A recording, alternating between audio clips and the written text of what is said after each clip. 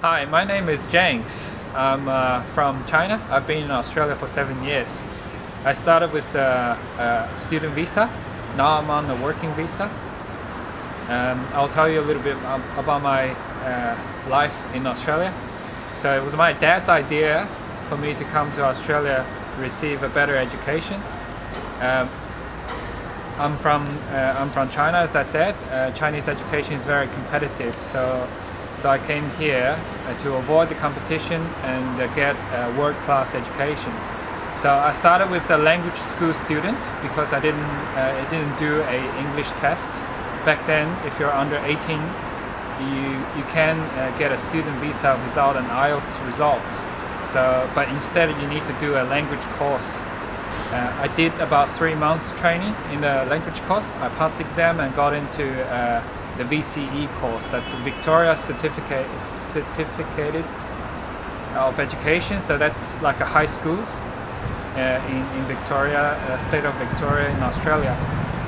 So I did that. I did year 11, which is equivalent to grade 2 in Chinese high school, and I did year 12 in a private school. So my year 11 is in an international school in city of Melbourne.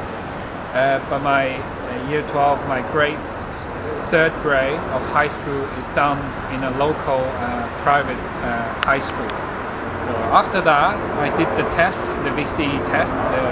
Some will call it the university entry test. With a fairly okay mark, I got into Melbourne Uni. Melbourne Uni is one of the most competitive university in Australia, one of the best. They call it number one now. So I had about 90.2 in my VCE score, and that's good enough to get into engineering course in University of Melbourne. So 90% means I'm top 10% in the whole state. So when I did it, there was about 50,000 people, 50,000 high school students competing against each other. So I chose to do electronics engineering in Melbourne Uni. It's challenging. It's very challenging. It's very competitive, and it took 4 years of my time. I graduated last year in 2013 in December, and now I'm working as a web developer. I have freelance work. I also work for other companies too. So I'm in my process of getting permanent residency, but it's still very difficult at this stage, particularly because I'm a little bit young. I'm under 25 years old, and the Australian Immigration Department thinks that people under 25 years old should receive less points or less credit for immigration. So I'm still trying. Yeah. So about my career, when I was in high school, I actually found a job in a nearby cafe. So I started working as a waiter. The pay wasn't that great when you're younger. Australians' wages is dependent on the age. So when I was 18, I was paid only $12, $13.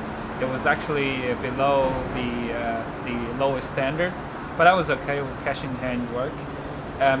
After that, I got into more proper hospitality works, like working for a cafe as a barista, the guy who makes coffee, or working for kitchen, dishwasher, food preparation, or kitchen hands. The pay got better. So I just got out of the job from a nursing house's kitchen.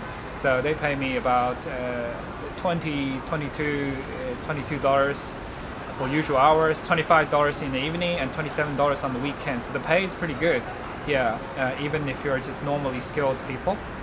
I'm now working as a web developer. I have a business. I do freelance works to build websites for e-commerce stores and static sites for normal businesses. So I charge my clients about $35 to $40 an hour. But the pay is different because as a contractor you need to negotiate with your client. I have an engineering degree, so if I get into an engineering course, I will be working as a graduate engineer. So usually for graduate engineers, the pay is roughly at about $20 to $25 per hour. That is annually 50 grand of income. That's of course before you deduct the tax. So I really like Melbourne. I plan to stay here for a very long time. I met my girlfriend who's also from China in here. It's just a beautiful city. It's got the perfect balance between environment and the city development. So the environment is really great. It has noisy areas. You have lively areas like Melbourne CBD or Chapel Street, South Yarra Fashion Centre. You also have big shopping centres scattered around Melbourne.